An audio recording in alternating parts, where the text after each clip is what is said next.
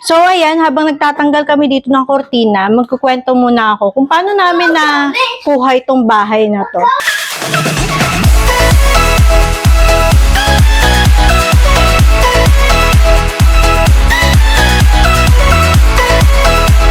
Hello guys! Today, medyo tinatamad ako mag-work dahil wala naman ako masyadong talagang gagawin for the client right now kasi maghihintay pa ako ng mga assignments nga nila. So, I decided na palit na lang kami ng kortina since na dumating naman yung aming bagong kortina. So, ayan, in-order namin to sa Shopee. So, papalitan namin siya ng white and then lalagyan namin ng Christmas light. So, parang Christmas curtain, ganon. Ganon yung peg. Para maging kompleto na yung aming Christmas decorations.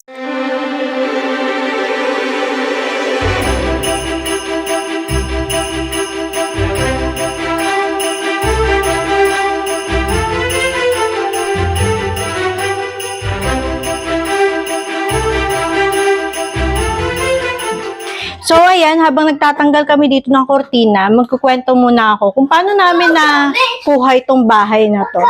So, actually, nung pagka-graduate namin, mga after 1 year, so, syempre, mag-boyfriend, girlfriend pa lang kami. So, after 1 year, kinuha namin tong property na to.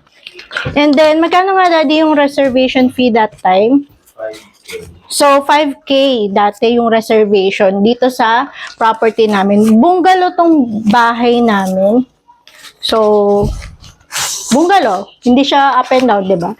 Pero single detached. Single detached. So, noong 2015, nakuha namin yung aming bahay for only 650,000 pesos lang.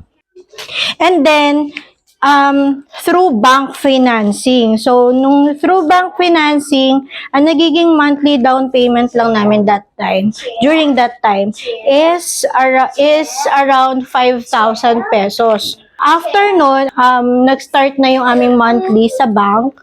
And then, yung bank na yon, yung bank financing namin na monthly is nasa 5,000 pesos. So, nagpa-fluctuate siya yearly. Although naka-fix siya for I think 2 years na 5,000. Tapos after nun, nag-fluctuate na yung aming monthly. Pero konti lang naman yung dinagdag. Minsan hundreds lang. So, as of today, yung mga bahay ngayon dito sa subdivision na to is nasa 1 million pataas na. So, yung ganitong bahay, nasa 1.5 na. So, isipin nyo kung gaano kalaki yung itinaas. So, kung back then, hindi kami kumuha ng property, siguro hanggang ngayon, wala kaming property kasi sobrang mahal na ngayon ng mga bahay. So, it's really a good investment talaga kapag meron ka ng property na, for example, gusto nyo magkaroon ng bahay, kung kaya nyo naman ngayon na bumili or ngayon na mag-avail na kayo.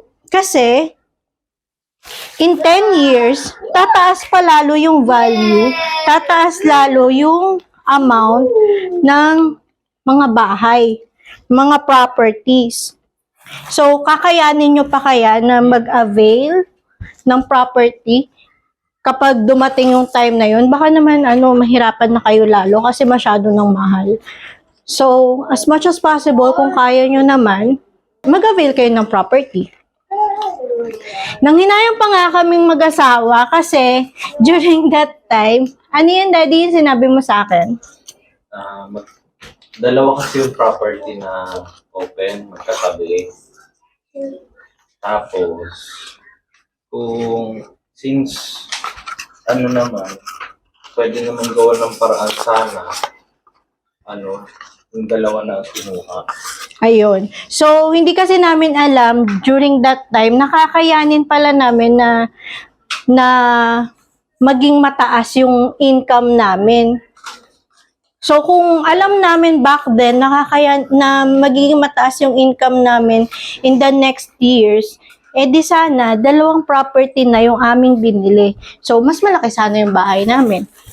So, right now, kapag nakakita kami ng magandang property, tapos feel naman namin na kaya namin siyang hulugan or kunin, kinukuha namin for investment. Kasi in the future, tataas yung value nun.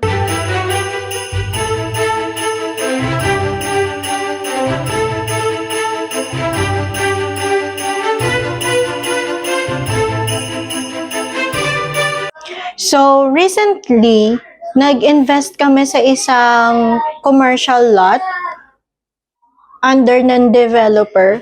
So, nasa around 700,000 pesos lang namin nakuha yung commercial lot. And then, nagma-monthly kami like 12,000 monthly down payment. So yung aming kinuhang financing is bank. That's around 6,000 per month. So at least, pwede namin siya pagtayuan ng commercial building tapos paparentahan namin. Or kung hindi man namin siya mapagpatayuan, sa future, pwede namin ibenta rin yung property na yun na mas mataas na yung price. Kasi gano'n naman talaga kapag mga properties, tumataas yung value niya kapag nade-develop yung isang lugar. So, kesa na i-imbak namin yung aming pera sa bangko, mas maganda na ini-invest na lang namin siya sa mga real estate properties.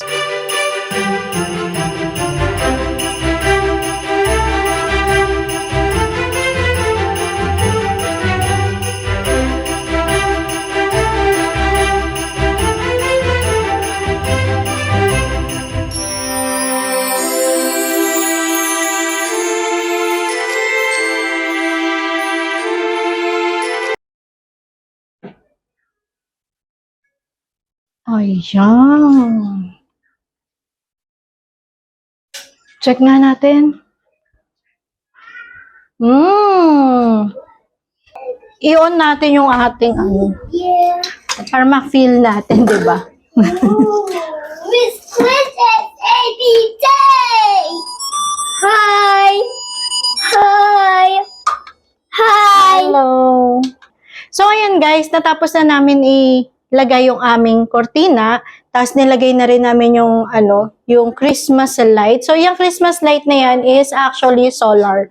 Para kapag gabi, automatic na lang siyang mag-on. So, ayan, nag-iilaw-ilaw siya right now. Hindi siya masyado kita, di ba? So, nag-iilaw-ilaw siya kasi naka-turn off yung aming light.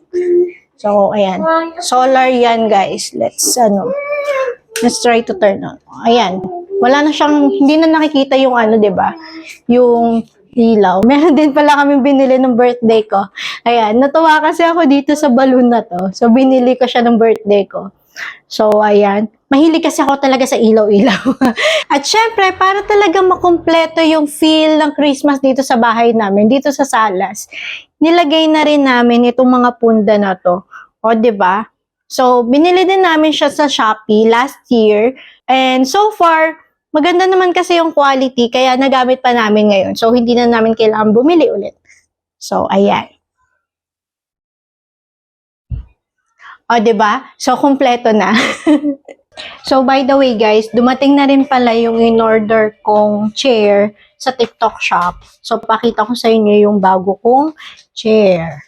So, ayan siya, guys. So, it's only for 2,494. So, nabili ko siya sa TikTok shop. So, ito siya, guys. Ayan. Very comfy. And then, ang nakakatuwa is, nare-recline na siya. So, ayan. Nare-recline siya. And then, so, let's go.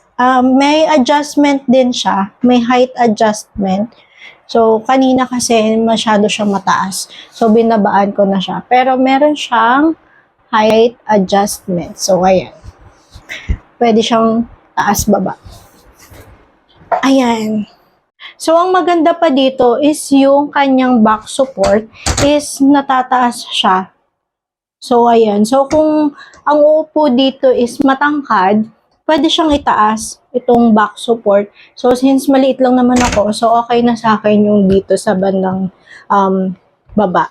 So, ang nagustuhan ko dito is nare-recline din siya. So, ayoko kasi nung yung sobrang straight yung sandalan.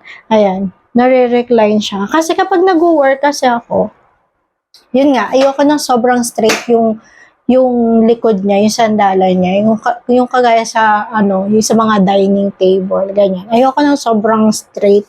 So gusto ko yung comfortable lang. Since na the entire day nakaupo ako doon or almost 4 hours kang uupo sa harap ng computer, syempre kailangan comfortable ka. And then, ang maganda rin kasi dito is meron siyang footrest.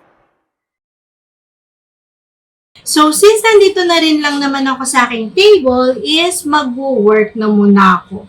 So, yes, nabanggit ko sa inyo kanina na tinatamad ako. Well, tinatamad talaga ako mag-work. Pero, kailangan ko mag-work for my freelancing business. As a business owner, hindi dapat maging excuse yung tinatamad ka. Because if you have your own business, dapat talaga trabahuhin mo yung sarili mong business. By the way, guys, if you are interested in real estate investing or pag-i-invest sa mga real estate properties, you can send me a message and then let's talk.